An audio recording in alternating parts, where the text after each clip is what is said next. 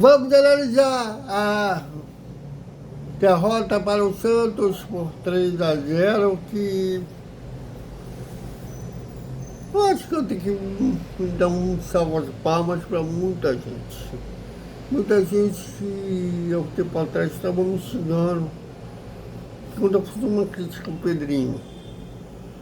Ele é intocável, ele é uma espécie de metir para alguns torcedores da geração Z, que, segundo eles, é o melhor da história. Olha, o Vasco está na penúltima colocação do Campeonato Brasileiro. Eu não quero imaginar para essa galera o que seria pior. Tudo isso após a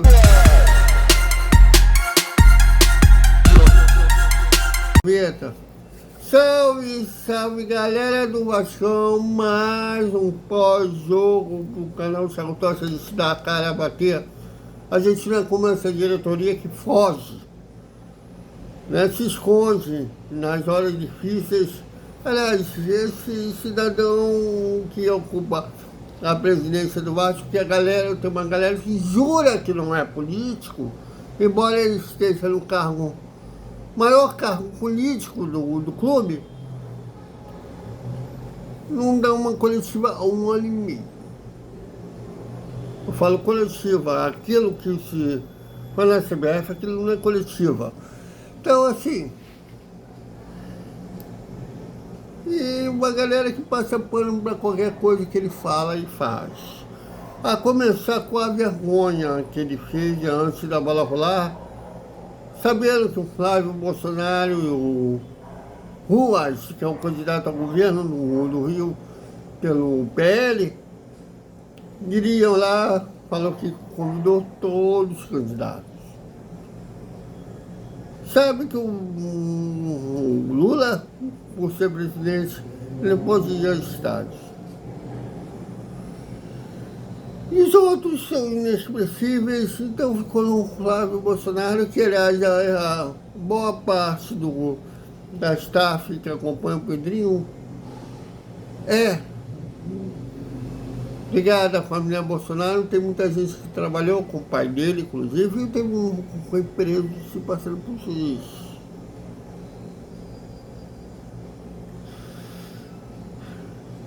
Mas, inclusive, teve galera aí da Sempre Vasco que cantou para pneu há 4 anos atrás.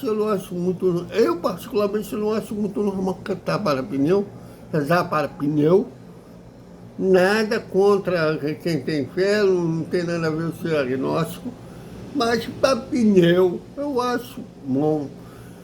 E convidou o Flávio Bolsonaro, olha, eu vou justamente no lugar que o Getúlio Vargas fez a lei trabalhista, né, o lançamento do 13º trabalho, de férias remuneradas, tudo ali, excentuário, na década de 50, e convidou alguém que quer destruir. Mas antes da bola rolar, aí teve esse encontro, a vergonha começou aí. E no jogo teve modificações, entrou o Colindo, né, no lugar do Adson, né, ficou com o Colindo fosse um ponta esquerda. Teve o retorno do Andrés Gomes, teve o retorno do Cuesta. Já tinha previsto a volta a titularidade do Pito, já que o Cuiabá não está suspenso. Mas até que no primeiro tempo o Vasco fez um primeiro tempo sólido, até de uma certa forma sufocando o Santos, mas pecando na tomada de decisão, né? Embora o Santos sabia justamente como atacar o Vasco, né? Esperava o Vasco errar para atacar. E o primeiro tempo que cada um teve duas situações muito claras, gol, né? O Gabigol de cara com o Léo Jardim, bateu para fora, e o outro é que o Léo Jardim, ele faria isso no segundo tempo também, vou chegar lá. Socou a bola, a bola lançada para a área dele, ele nunca encaixa. Ele só tem uma maneira de socar para fora da grande área, os cobardes de cabeça, cabeça com cobertura, por sorte, a bola bateu no travessão. O Vasco teve do Lucas Pinto de cara com o Brasão, teve a opção de chutar, tentar cruzar para o Spinelli. Ele chutou, o Brasão mandou para o escanteio, um chute perigoso do Andrés Gomes ainda no início do jogo. E o segundo tempo parecia que o Vasco manteria aquela intensidade do Pinto, quase fez um gol, meio que sem querer que ele tentou cruzar, a bola pegou um efeito, que o Brasil teve a visão que se ele não espalmasse, a bola poderia bater na trave e entrar. Ele espalmou e na sequência o Tchê chutou para fora, até que o Vasco do nada começou a sentir falta do Jair, que foi substituído ainda no primeiro tempo, no lugar do Souza, que fez a sua estreia. Até no caso do Souza, até que dá para passar pano, porque foi o primeiro jogo dele, os seus novos companheiros, e foi muito passe. O Souza mostrou ser combalido na marcação, ele mostrou ser raçudo na marcação, mas ele com a bola com muito espaço. Isso mostra um requinte de desentrosamento com comparação aos demais companheiros. No primeiro jogo, ele teve o quê? 2, 3 dias para treinar com esses novos companheiros. Então, até se no caso do Souza é natural. Mas o resto, o Vasco continua um time sem força ofensiva, embora tenha criado oportunidade, mas não tem aquele cara que dá medo a defesa adversária. Negociou e não tem outro. Não é nem o vez do Vaete, mas se sabia que ele ia perder aquele jogador, não repôs a altura. Esse é o maior problema. E não tem esse cara que deixa o adversário com medo, que se ele tiver a oportunidade vai aproveitar. Não tem. Ainda assim o Vasco criava, ora pecava na hora da decisão final, ora nas finalizações.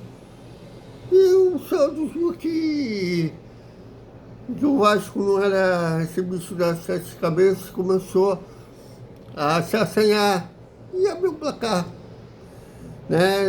Ainda piorou as coisas que o Pedro Emanuel colocou. Pimenta, o DVD, o Marino. O time tinha até uma certa organização, mas aquelas substituições, tirando o Spinelli, o Colido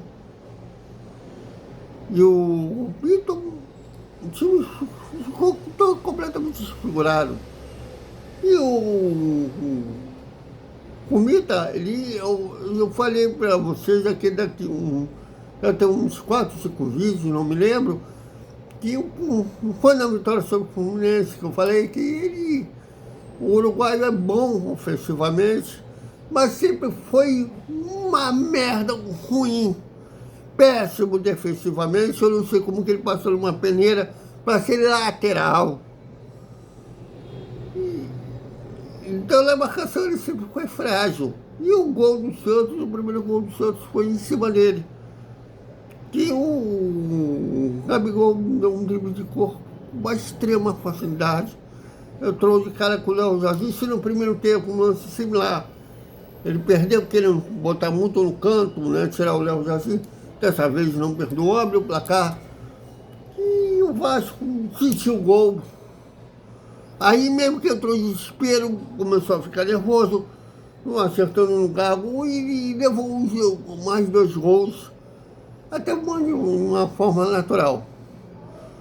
O segundo de uma falha clamorosa do Léo Jaci, que o Neymar cobrou a falta para a área, veio dele segurar, ele tem essa mania, socou em cima do Arão, a bola bateu no Arão, entrou. E o terceiro, novamente, o Léo Jaci tem dificuldade de caçar, bateu roupa, o Luan Pérez fez o terceiro. Então, assim, foi isso para resumir geral. O Santos aproveitou as oportunidades que teve.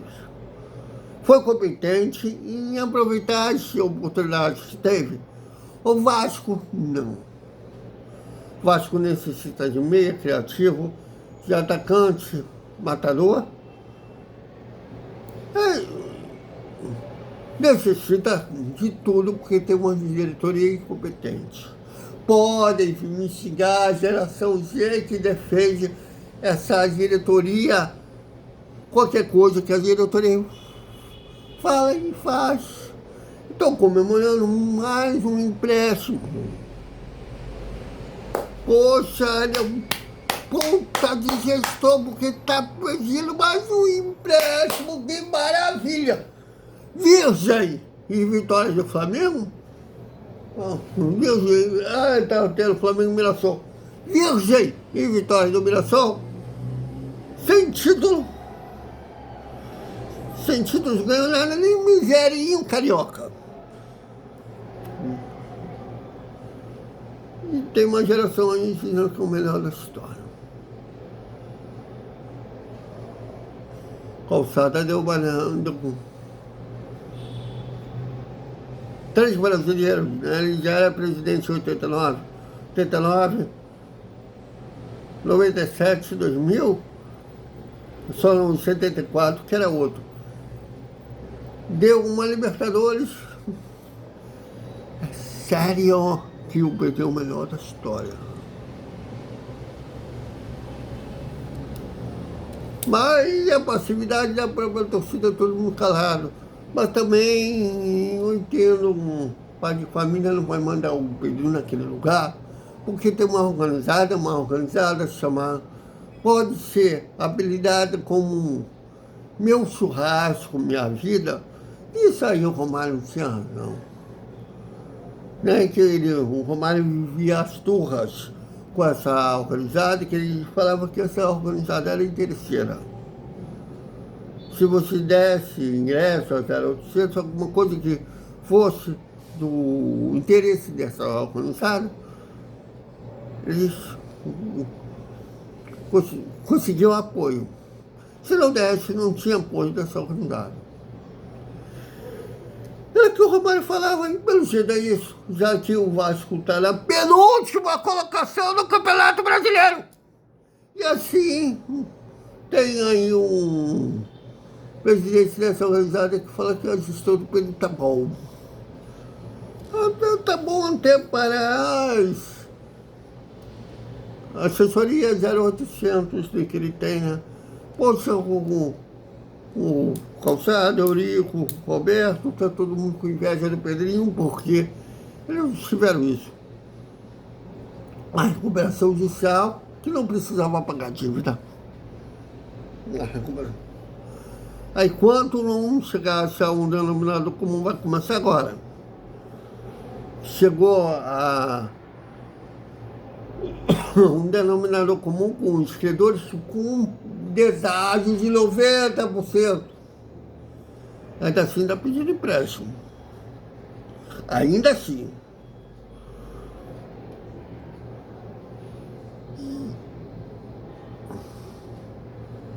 O Brasil está não precisando pagar dívida. Maior receita. Ainda se pediu empréstimo. Banana no futebol, que seria a especialização dessa galera. Já que o Pedrinho, aliás, o que o Felipe faz no Vasco, até hoje eu não sei. Pedrinho e Felipe, que foram jogadores, era para ser a especialidade deles. No futsal, botaram um outro vaidoso que chama quem bancava aquele time, de invejoso. Não sei que inveja que o investidor tem, né? Porque quando ele bancava o time no basquete, no futsal, o Vasco ia bem. Um basquete, por exemplo, o Vasco foi 2 vezes às quartas de final na NBB, saiu esse investidor, o Vasco foi rebaixado. E via de ser rebaixado no futebol, que o carro é chefe. Mas tem uma galera aí que diz que é o melhor da história. Ah, essa galera aí teve uma maquete da obra do Centro de Treinamento, Moacir Barbosa. Puta que pariu! Esse Pedrinho é demais! Ai, meu coração!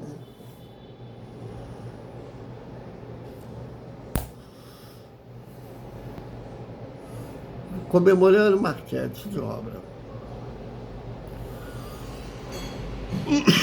Nisso o Campelo era campeão.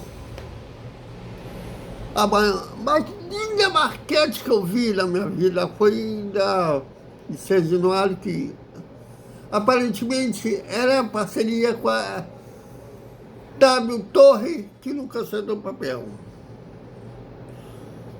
Comemoram maquete. Aliás, cadê o potencial construtivo? Fizeram uma porrada de vereadores. Eu estava lá no plenário que aprovaram, que até agora nada. Mas calma, vai surgir os passadores de pano, vai surgir. Crefilho, pô, um barco lá que vai liberar. Vai surgir um interessado no potencial construtivo, vai surgir uma contratação de peso. Se falarem no mestre, não vai ser exagero.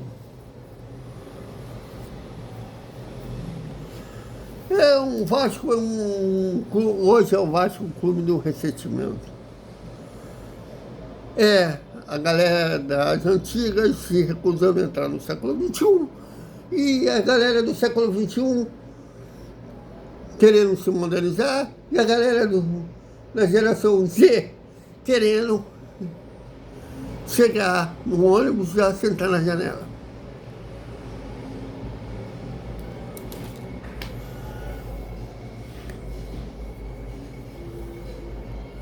Bom, quinta-feira tem mais um jogo decisivo contra um Olímpia do Paraguai, os Defensores del Chaco em Assunção. Eu achava melhor mandar um time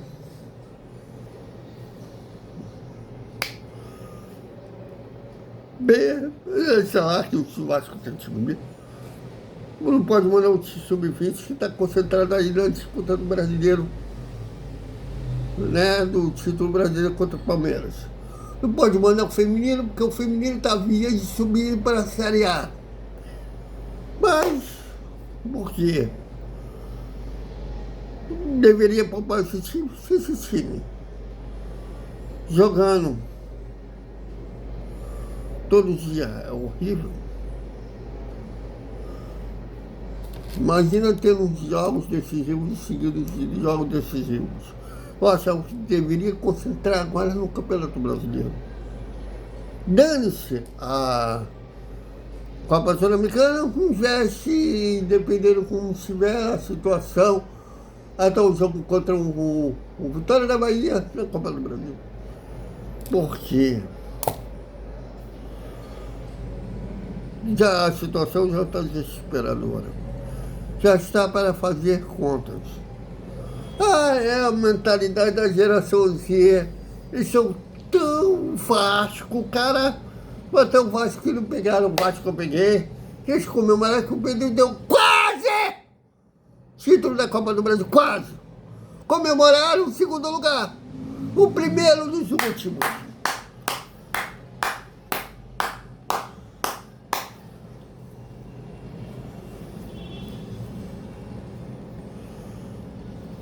Salvou o Vasco de quem? Da falência, não é porque tá pedindo empréstimo de novo. De time competitivo, não é. Pelo último do brasileiro.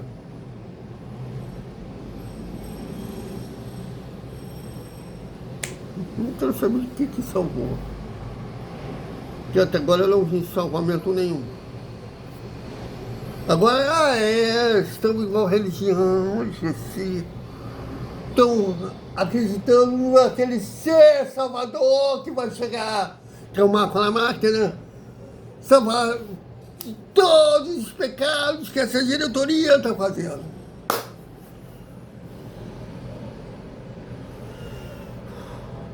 Mas estou curioso como que vão. Também tem essa. Desculpe, meu irmão. Eu só acredito no oráculo que é militante da Sempre Vasco desde 2014. Ele deveria, pelo menos, ser sincero com os seus eleitores, com os seus seguidores, dizendo que é militante da Sempre Vasco, que não vai mentir para ninguém, que ele é simpatizante da Sempre Vasco.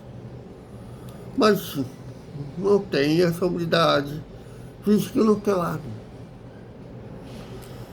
Bom, quem não tem lado mesmo que se ferra, né? Porque quando critica uma parte é xingado, quando critica a outra é xingado.